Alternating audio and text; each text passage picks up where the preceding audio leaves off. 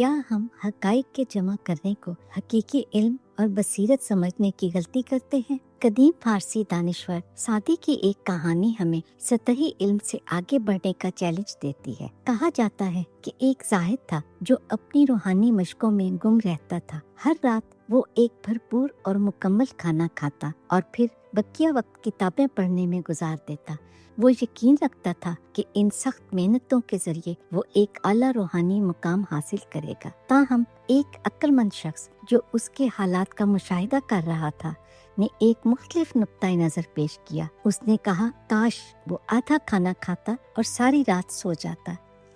بظاہر یہ سادہ مشورہ دراصل روحانی نشو و نما کی اثر نوعیت کے بارے میں ایک گہرا پیغام لے کر آیا۔ عقل مند شخص نے محسوس کیا کہ زاہد کی لگن قابل تعریف تھی، لیکن کتابوں کو بار بار پڑھنے کی اس کی بے لگام جستجو شاید اس کی گہری تفہیم میں رکاوٹ بن رہی تھی۔ اپنے دماغ کو انہی لفظوں سے بھر کر وہ نئی بصیرت اور غور و فکر کے لیے بہت کم جگہ چھوڑ رہا تھا۔ عقل مند شخص کا مشورہ کہ کم کھائے اور زیادہ سوئے اس بات کی طرف اشارہ کرتا تھا کہ علم کو حاصل کرنے کے ساتھ ساتھ اسے سمجھنے اور اپنے اندر جذب کرنے کے لیے دماغ کو وقت دینا ضروری ہے۔ اس نے سیکھنے کے لیے وقت وقف کرنے اور غور و فکر کے لیے جگہ چھوڑنے میں توازن کی اہمیت کو اجاگر کیا۔ جیسے ایک بھرا ہوا پیٹ مزید غذا کے لیے جگہ نہیں رکھتا، ویسے ایک ایسا دماغ جو خود کو سب کچھ جاننے والا سمجھتا ہے مزید بڑھنے سے رک جاتا ہے۔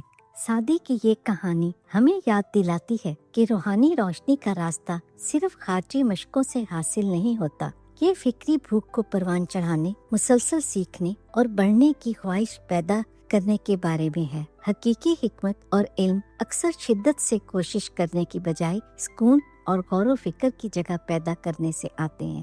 ایک ایسا ذہن جو ہمیشہ نئے خیالات اور نقطۂ نظر کے لیے کھلا رہتا ہے، حقیقی بصیرت کے قریب تر ہوتا ہے۔